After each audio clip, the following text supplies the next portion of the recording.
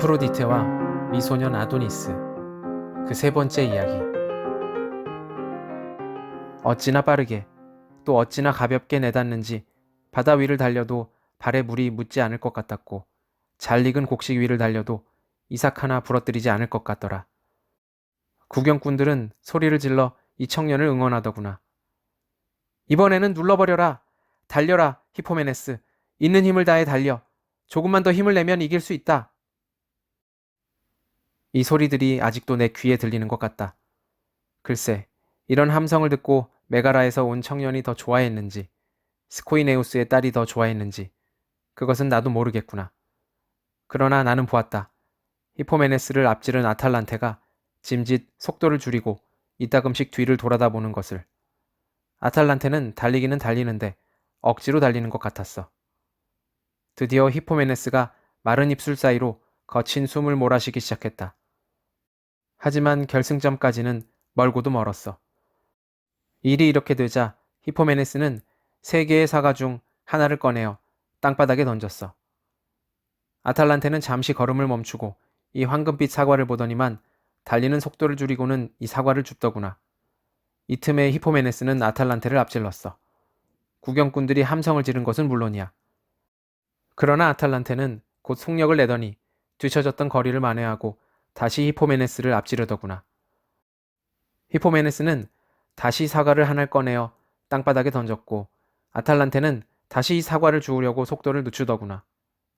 물론 아탈란테는 이러느라고 또 조금 처졌지.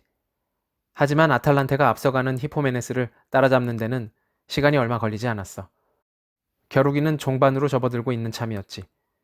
히포메네스가 또 내게 기도를 하더구나. 저에게 황금빛 사과를 주신 여신이시여, 오셔서 저를 도와주소서.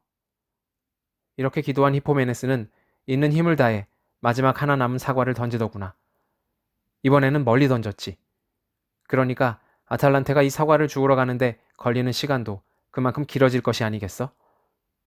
하지만 아탈란테는 사과를 주우러 가야 할지 말아야 할지 망설이는 것 같더구나. 나 아프로디테가 또 손을 쓰지 않을 수 없는 판이 아니냐.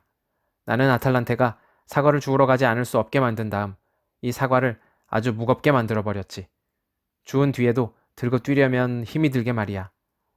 이야기 길게 할 거 없어. 아탈란테는 이 겨루기에서 결국 지고 말았어. 이긴 히포메네스가 이 아탈란테를 아내로 삼은 것은 물론이고. 아도니스, 너도 생각해보아라. 이 히포메네스가 나에게 감사 표시로 재물을 바쳤어야 마땅하지 않으냐. 그런데도 이 지각 없는 것은 나에게 재물을 바치기는커녕 그 명예를 내게 돌리는데도 인색했다. 어찌 화가 나지 않을 수 있겠느냐. 무시당한 데 대해 몹시 화가 났던 나는 이것들에게 본때를 보여 장차 나를 대하는 인간들에게 교훈을 남기고자 했어. 그래서 나는 이 둘을 치기로 했던 것이야. 그 땅의 깊은 숲속에는 저 유명한 에키온이 소원 이루어준 것에 대한 감사 표시로 신들의 어머니께 지어바친 신전이 하나 있었어. 아탈란테와 히포메네스는 이곳을 지나다 먼 길에 지쳤던지 잠깐 쉬고자 했다. 나는 이곳에서 쉬는 이 둘을 보고는 손을 좀 썼지. 히포메네스의 가슴에다 아내 아탈란테에 대한 음욕을 일으킨 것이야. 그러니 어찌 되었겠느냐. 이 신전 가까이에는 키 큰 나무로 둘러싸인 데다 바위가 하늘을 가려 흡사 동굴 같은 곳이 한 군데 있었는데, 사람들은 이곳을 신성하게 여기고 범접하기를 두려워했단다. 예전의 사제들이 이곳에다 옛날에 만들어진 신들의 목상을 많이 모셨으니 그렇기도 했을 테지. 히포메네스가 제 아내를 이곳으로 데리고 들어가 욕심을 채운 것은 좋지만, 이자는 이로써 이 성소를 유린한 것이 아니냐. 신들의 목상이 일제히 이 한 쌍의 남녀에게서 고개를 돌렸으니 이 얼마나 무서운 일이냐. 머리에 탑 모양의 관을 쓰신 신들의 어머니께서는 이것들을 스틱스 강물에다 밀어 넣으려 하시다 말고 손을 멈추셨다. 이들에게 그것은 너무 가벼운 벌이라고 여기신 것이지. 그래서 신들의 어머니께서는 이들의 부드러운 목덜미에 거칠거칠한 털이 돋아나게 하셨다. 신들의 어머니께서 이렇게 손을 쓰시니 이들의 손가락은 휘어져 발톱이 되었고, 어깨는 구부러져 영락없는 짐승의 어깨가 되었다. 어디 그뿐이냐? 힘살이라는 힘살은 다 가슴으로 모였고, 엉덩이에서는 꼬리가 돋아나 땅바닥에 끌렸지. 표정도 갑자기 험악해졌어. 입에서는 말소리 대신 산을 울리는 포효가 터져 나왔어. 산을 집삼아 숲을 누비며 묻 산 것들을 공포의 도가니로 몰아넣는 사자가 된 것이지. 그러나 키벨레 여신께서는 이 두 마리의 사자를 길들여 당신께서 타시는 수레를 끌게 하셨다. 자, 아탈란테와 히포메네스 이야기는 여기까지다.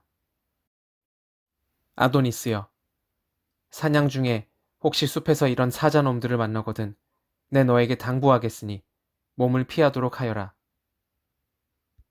이런 놈뿐만이 아니다. 엉덩이를 돌려 달아나기는커녕 너를 상대하려는 놈이 있거든 반드시 달아나도록 하여라. 그렇지 않으면 네 칼 쓰는 솜씨가 비록 장하다고는 하나 그 칼이 너를 지켜주지 못할 것이다.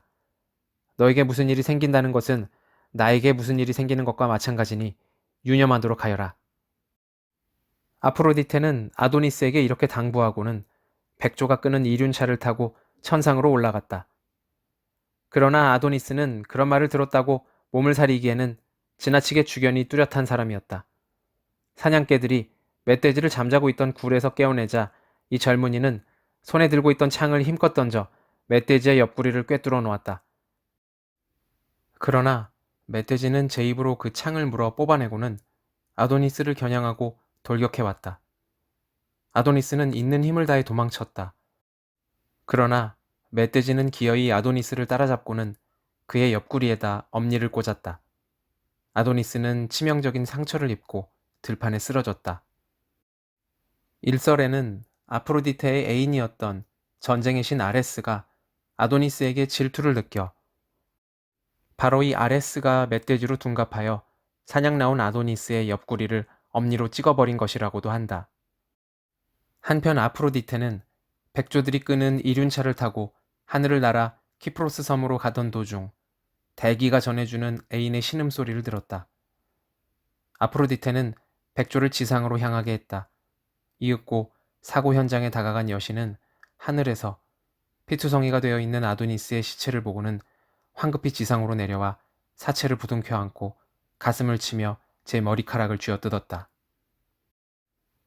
아프로디테는 운명의 여신을 비난하면서 푸념을 늘어놓았다. 그래, 운명의 여신들이 승리했다. 그러나 나는 그들에게 완전한 승리는 안겨주지 않으리라.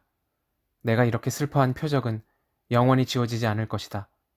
나의 아도니스여, 그대의 죽음과 내 탄식을 해마다 새로워지게 하리라. 그대가 흘린 피를 꽃으로 피어나게 하리라. 이로써 내가 위안을 얻는 데서 누가 나를 시기할 수 있을 것인가. 이렇게 말하면서 아프로디테는 아도니스의 피 위에 신주, 즉 신들이 마시는 술인 넥타르를 뿌렸다. 이윽고 피와 신주가 뒤섞이자 연못에 빗방울이 떨어졌을 때처럼 거품이 일기 시작했다.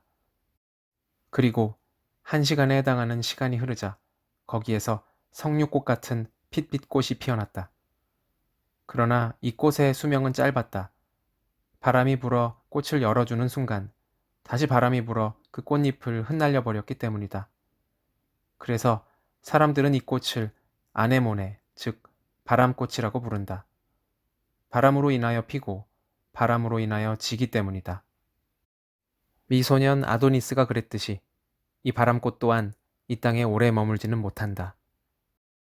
한편 아도니스의 어머니 스미르나 공주의 비극적인 사랑과 아프로디테의 연인인 아도니스의 비극적인 죽음이라는 이 관계에 대해 오비디우스의 변신 이야기에서는 아도니스가 아프로디테에게 자신에 대한 이룰 수 없는 사랑을 가득 채움으로써 어머니 스미르나의 복수를 한 것이라고도 언급하고 있다.